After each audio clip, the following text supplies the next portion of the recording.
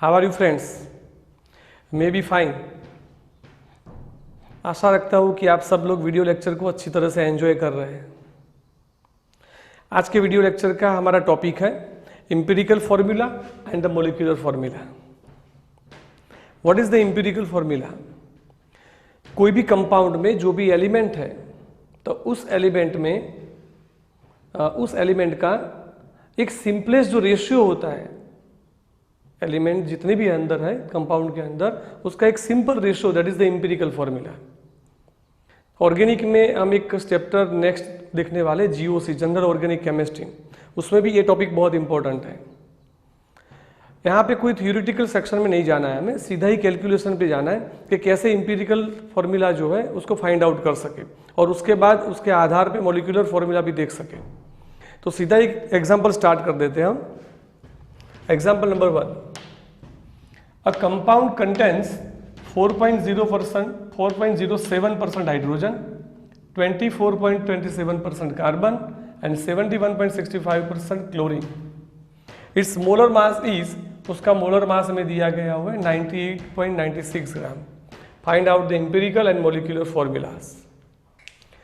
तो अगर empirical formula आपको फाइंड आउट करना है और बहुत ही इजी तरीके से हमें कैलकुलेट करना है, तो इसको ऐसे मतलब बना दीजिए, टेबल बना दीजिए। सबसे पहले हमें जो एग्जांपल दिया गया हुआ है उसमें कौन कौन से एलिमेंट है? Hydrogen, carbon and third one is chlorine. What is the percentage of that one? तो परसेंटेज है हाइड्रोजन के 4.07, carbon round about 24 and chlorine 71। सबसे पहली बात आपको अप्रोक्स देख लेना है कि ये जो परसेंटेज है उसका सम 100 के आसपास होना चाहिए। 71 + 4 75 एंड 24 राउंड अबाउट 100 हो गया। अगर 100 नहीं हो रहा है तो जितने भी परसेंटेज बचे वो ऑक्सीजन के हैं, तो यहाँ पे आपको लगा देना है नेक्स्ट वन ऑक्सीजन, और ऑक्सीजन के इतने परसेंटेज है उसको भी कैलकुलेशन में साथ में लेना है। लेकिन यहाँ पे ऑक्सीजन नहीं है, यहाँ पे तीनों मिला के 100% हो रहा है। अब क्या करना है? तो अब हमारा काम है एटॉमिक मास। हाइड्रोजन का एटॉमिक मास कितना है? 1, carbon is 12 and chlorine is 35.5। Okay, अब हमें मोल्स कैलकुलेट करने हैं। Mole is equal to mass upon molecular mass. Calculate करने के लिए कैलकुलेटर की हमें जरूरत पड़ेगी। Moles is equal to mass upon molecular mass, तो मास को ले लेंगे, परसेंटेज को मास ले लेंगे। 4.07 डिवाइड बाय 1, 4.07, इसको इसके साथ डिवाइड करना है, तो mole is equal to mass upon molecular mass 4.07। इसको यहाँ से डिवाइड करना है। ओके, कैलकुलेटर का यूज करेंगे हम। 24.27 divide by 12, the answer is 2.02। Okay, next one 71.65 divide by 35.5, the answer is again 2.02। Moles calculate करने के लिए हमने क्या किया? मास upon molecular mass, otherwise you can से एटॉमिक मास। इसको मास ले लेंगे, परसेंटेज को। नाउ सिंपलेस्ट मोलर रेशियो, तो सिंपल रेशियो कैसे लेंगे? तो ये जो मोल है, ये जो 3 नंबर हमारे पास है 1 2 3, जो सबसे कम नंबर है उससे हमें डिवाइड करना है। इन तीनों में से ये दोनों तो कम नंबर है, तो इसको इससे डिवाइड करना है। तो हम कर सकते हैं 4.07 divide by 2.02, the answer is 2.015। सबसे कम नंबर कौन सा है इन तीनों में से? तो ये वाला, तो इससे डिवाइड करना है। यहाँ तो सबसे कम नंबर को उसी से डिवाइड करेंगे तो आंसर 1 आएगा, यहाँ पे आंसर 1 आएगा। अब हमें होल नंबर लिखना है, तो 2.015 अप्रोक्सीमेट 2, यहाँ पे 1 आ गया। अब क्या करेंगे हम? इसका मतलब ये हुआ कि हाइड्रोजन जो है इसके कितने एटम है? 2, कार्बन के 1 एंड क्लोरीन के 1। So we can write empirical formula. So empirical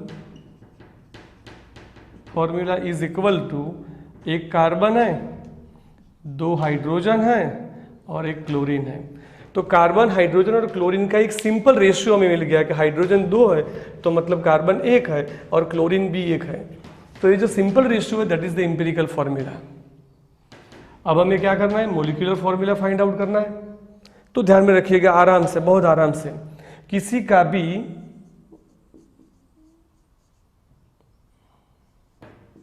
molecular formula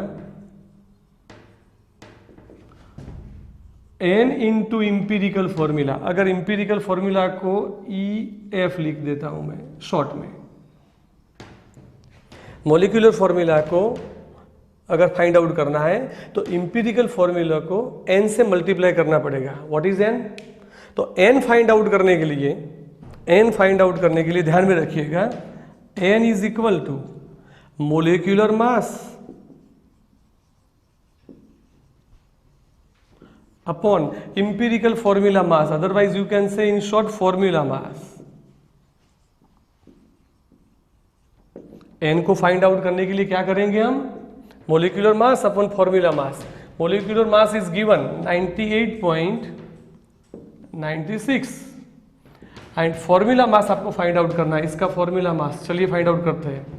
carbon 12, 2 hydrogen का 2 एंड क्लोरीन 35.5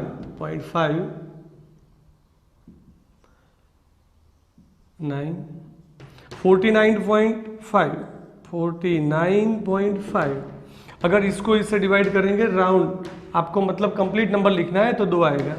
तो n की जगह कितने रख देने हमें, 2 रख देने। 2 into empirical formula, empirical formula is CH2Cl, what will be the answer. तो कार्बन 2 हो गए, हाइड्रोजन कितने हो गए भी 4 एंड क्लोरीन कितने हो गए 2।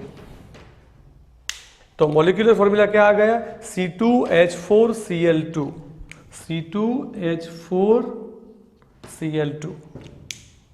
अगेन एक बार आपके पास इंपेरिकल फॉर्मूला आ जाता है तब क्या करेंगे आप, तो n को फाइंड आउट करना है। n is equal to molecular mass divide by formula mass.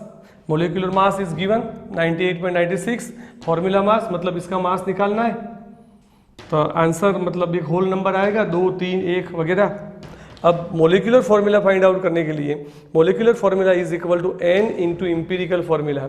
Empirical formula आपके पास है, उसको 2 से मतलब मल्टीप्लाई कर दीजिए। The answer is C2H4Cl2। इसको मोर प्रैक्टिस करने के लिए एक और एग्जांपल देखते हैं। Example number 2, determine the empirical formula of an oxide which has this percentage of Fe, this percent of oxygen by mass. Atomic mass or Fe is given 55.85 AMU. Okay, सबसे पहले कौन से एलिमेंट हमें दिए गए हुए हैं, एक Fe है iron and second one is oxygen. What is the percentage, 69.9% and what about oxygen 30.1। Approximate देख लीजिए, और यहाँ तो ऑक्सीजन है तो उसका मतलब सम कितना हो गया 100। Fe का एटॉमिक मास कितना है 55.85 and what about oxygen 16।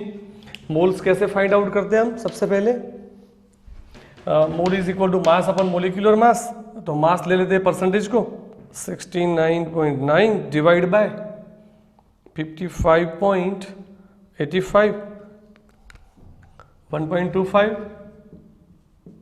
Okay, यहाँ पे ऑक्सीजन के बारे में कैलकुलेट कर लेते हैं 30.1 divide by 16, the answer is 1.88। Okay, चलिए बताइए सिंपलेस्ट मोलर रेशियो कैसे फाइंड आउट करना है।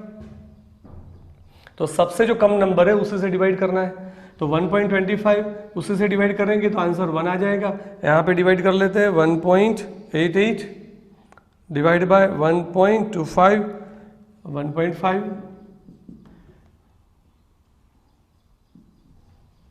अब होल नंबर निकालना है हमें, तो अगर ऐसा कोई नंबर आ रहा है 1.5 जैसा है तो आप दोनों को 2 से मल्टीप्लाई कर दीजिए। इसको 2 से मल्टीप्लाई करेंगे तो 2 आ जाएंगे, यहाँ पे 3 आ जाएंगे। इसका मतलब यही हुआ कि Fe के कितने मतलब एटम है 2, तब ऑक्सीजन के कितने होंगे 3 होंगे, तो हमारा आंसर आ जाएगा। So empirical formula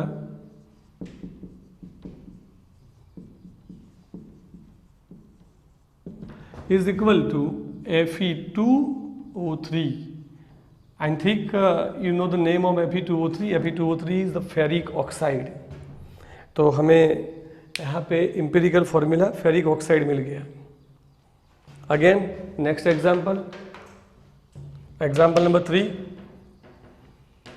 An inorganic salt gave the following percentage compositions. Sodium का 29.11%, सल्फर का 40.51, oxygen 30.38. Calculate the empirical formula of the salt.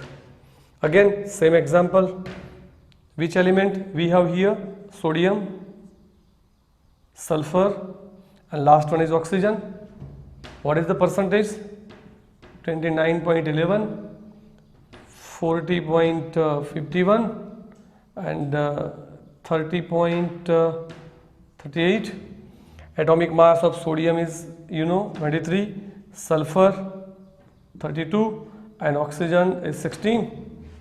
Okay, again calculator की हेल्प से हम मोल फाइंड आउट कर देंगे. 29.11 divide by 23, answer is 1.26. Sulphur 40.51 divide by 32, again very good, 1.26. Next one 30.38 divided by 16, answer is 1.19. Simplest molar ratio कैसे find out करेंगे? तो जो सबसे छोटा नंबर है, लिस्ट नंबर है, उससे डिवाइड करना है. तो इसी से डिवाइड करेंगे तो यहाँ से एक आ जाएगा, यहाँ से एक आ जाएगा, और यहाँ पे क्या होगा 1.9 divide by 1.26, the answer is 1.5. तो होल नंबर निकालने के लिए सबको 2 से मल्टीप्लाई कर देते हैं. यहाँ पे 2 आ जाएगा, यहाँ पे 2, यहाँ पे कितने होंगे अभी 3. आंसर आ गया हमारा. So the empirical formula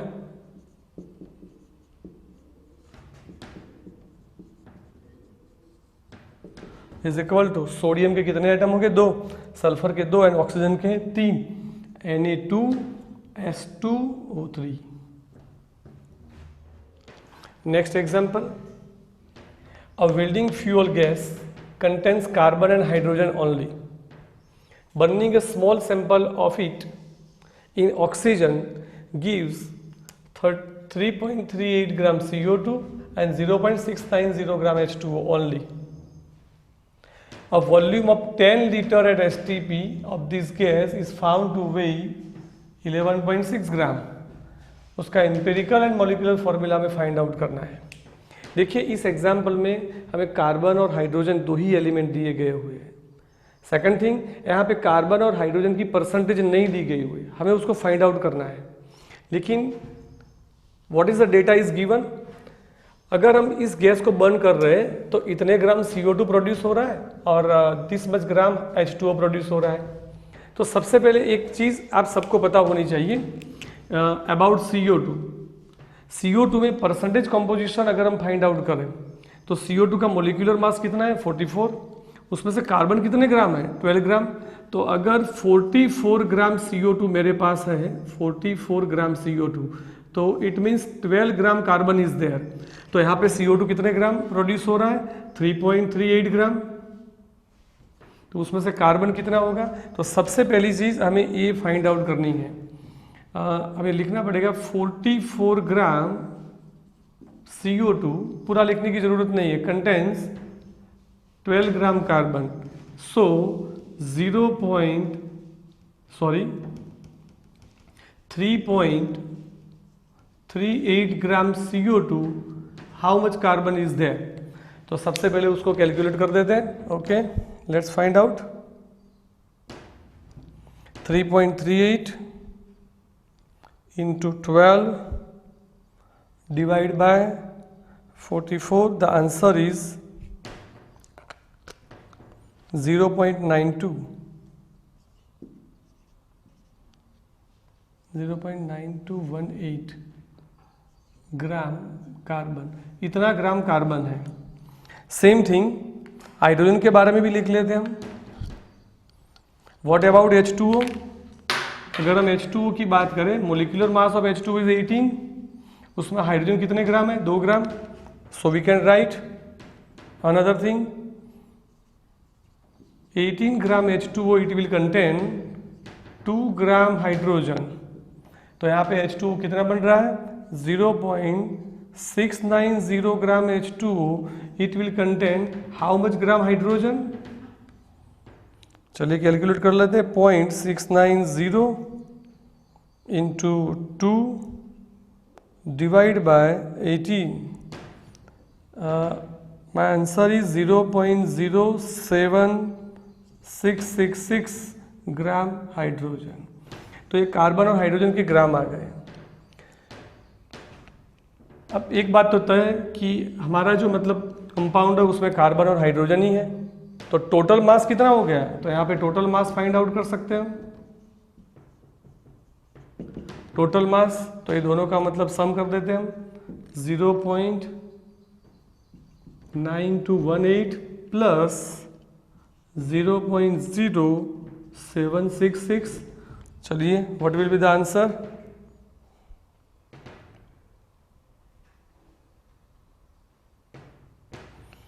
good. The answer is 0.9984 gram.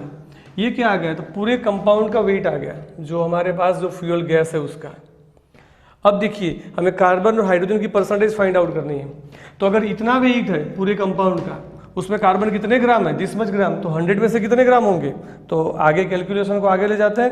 So we can write, if you have 0.9984 gram पूरा सैंपल है, तो उसमें से कार्बन कितने ग्राम है? भी 0.9218 ग्राम कार्बन. तो अगर 100 ग्राम है, 100% है, क्योंकि परसेंटेज फाइंड आउट करने हैं. 100 ग्राम है पूरा कंटेंट, तो कितना होगा? तो 100 into this divide by this,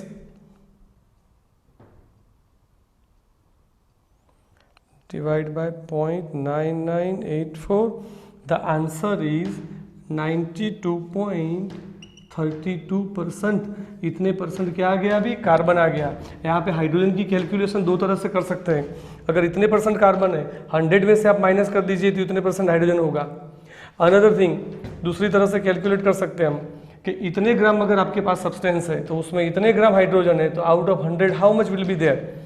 तो हम यहाँ पे लिख सकते हैं 0.9984 ग्राम पूरा सब्सटेंस है, उसमें से हाइड्रोजन कितना है भाई?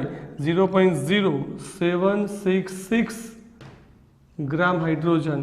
तो out of 100 how much it will be there?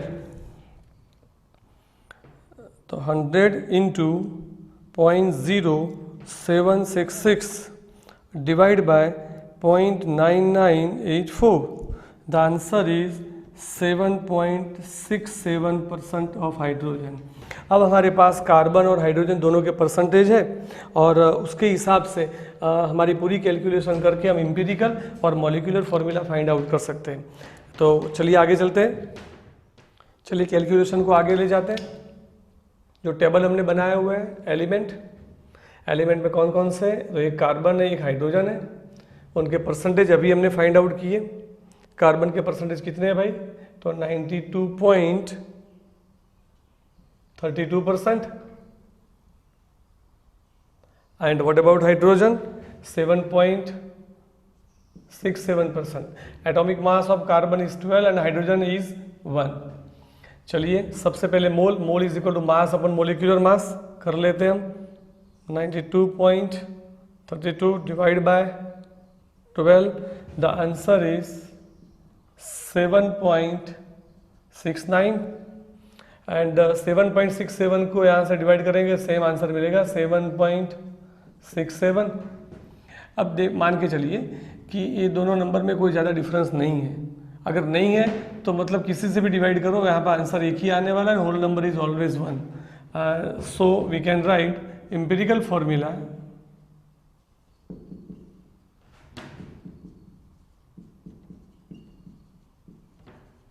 Is equal to CH.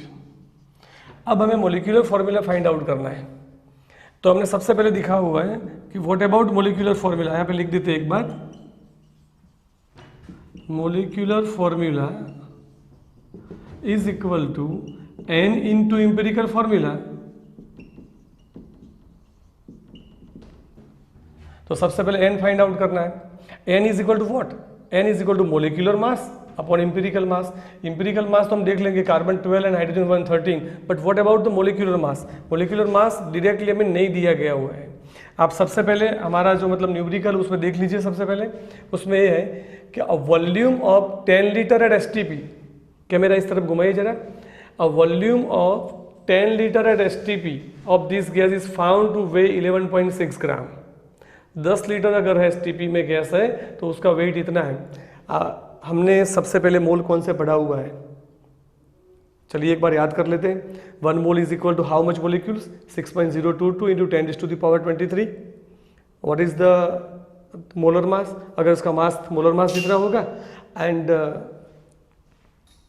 वो जो गैस है अगर STP है तो उसका वॉल्यूम कितना होगा?